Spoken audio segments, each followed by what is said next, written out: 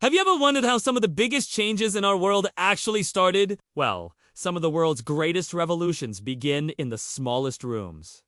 Google is one of them. In the mid-1990s, two Stanford students, Larry Page and Sergey Brin, shared a simple dream in their dorm room to organize the world's information and make it universally accessible. Imagine that. Two young minds in a small space with a big dream. Now, at that time, the internet was a bit of a mess.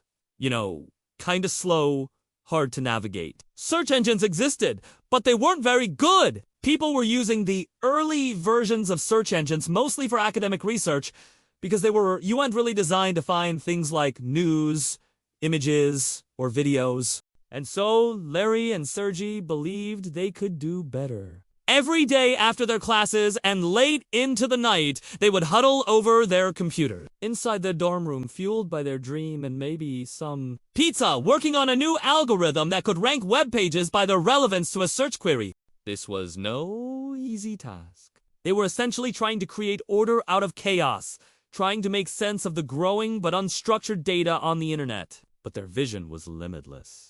They wanted to create a system that could help people find anything they were looking for instantly. Meanwhile, the workspace itself was far from inspiring. The first Google server was built from cheap parts and wasn't much to look at. There were probably more cables than furniture in that room. It was cramped, noisy, and probably smelled like instant noodles. But for Larry and Sergey, the discomfort was worth it because they were onto something big. Now, this story might sound familiar. You've probably heard about Google before, right? But take a moment to think about how extraordinary it is. These days, we use Google so much that it's almost like second nature. We Google things without even thinking about it. But have you ever stopped to think about how this giant, this titan of technology actually started? How did it go from a small dorm room project to a global phenomenon? The answer, my friends, lies in the power of ideas. As they continued to work on their project late into the night, fueled by their passion and a few cups of coffee, Larry and Sergey didn't just create a search engine. They were laying the foundation of a digital revolution. What began as a way to organize the internet soon grew into something much bigger.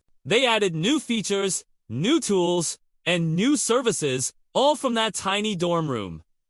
It was like a laboratory of innovation. The early Google was not just about finding information. It was about finding better information and presenting it in a clear and concise way. They wanted to make the internet more usable, more relevant for everyone. Their breakthrough came when they developed a new algorithm called PageRank, which analyzed the importance of websites based on the number and quality of This innovation made Google's search results more accurate and relevant than any other search engine at the time. It was like a gold rush, except instead of gold, it was information. And instead of minors, it was tech-savvy students and professionals. Suddenly, Google became the go-to destination for finding information on the internet. But that wasn't enough for Larry and Sergey.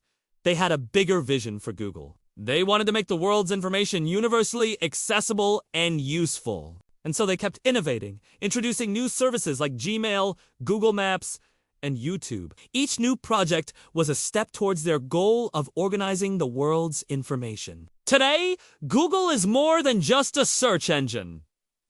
It's a verb. We Google things. It's a part of our daily lives. But do we ever stop to think about how it changed the world? I mean, think about it. Google Maps has made it easier for us to navigate and explore the world. Gmail has revolutionized the way we communicate. And YouTube has become a platform for sharing ideas and connecting people from around the globe. All of this started in a small dorm room. So the next time you find yourself in a boring lecture hall or stuck in a traffic jam or waiting for your food at a restaurant, take out your phone, open up Google, and as you swipe through the search results, remember the two students who dared to dream big in a small room? Because their story is a reminder to all of us that great things can come from humble beginnings. It's an inspiration for all the dreamers out there with big ideas and little budgets, cramped bedrooms, and limited resources. Remember, it doesn't matter where you start, only what you build. With passion, vision, and persistence, even a dorm room can change the world.